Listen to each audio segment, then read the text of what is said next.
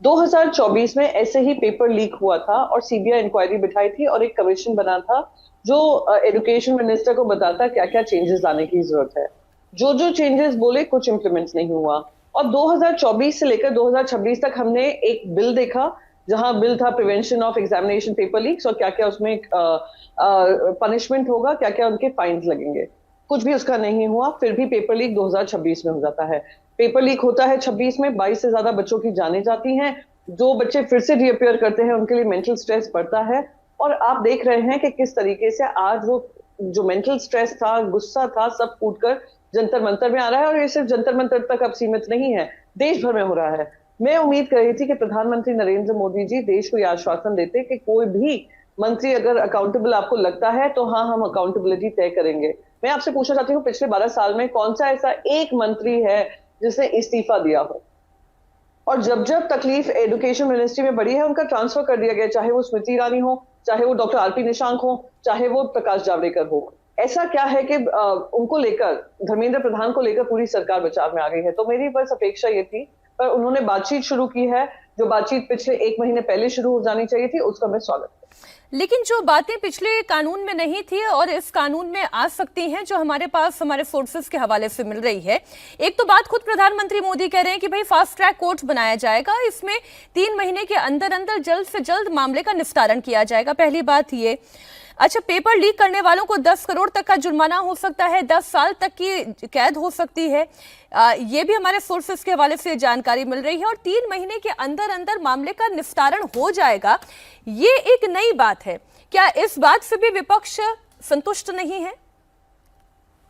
Fast track courts का वादा करना और फास्ट ट्रैक कोर्ट्स का इम्प्लीमेंटेशन होना और निष्कर्ष निकलना, उसमें जमीन आसमान का अंतर होता है। मीनाक्षी जी, मैं आपको एक उदाहरण देती हूँ।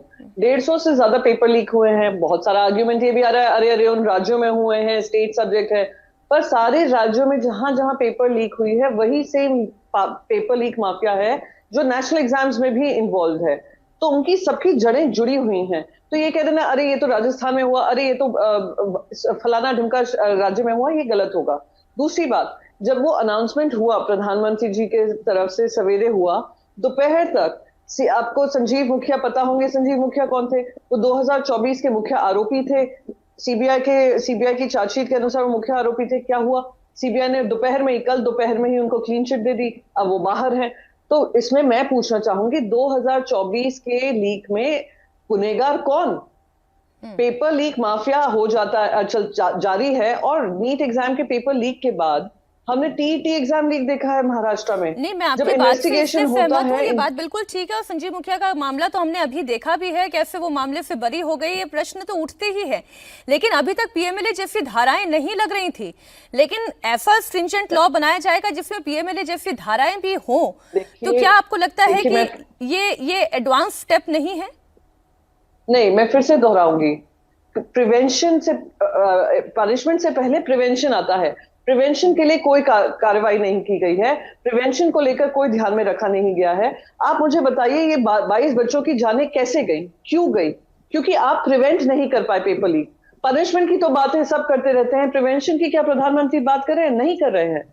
क्या ये बात हो रही है कि पूरा का पूरा एग्जाम ऑनलाइन हो जाएगा? नहीं हो रही है। क्या ये बात हो रही है कि एनटीए के जो चीफ है उनको हटाया जाएगा? नहीं हो रहा है। कोई बता रहा है कि जो बार बार कहते हैं एजुकेशन मिनिस्टर का इस्तीफा मांगकर क्या हो जाएगा?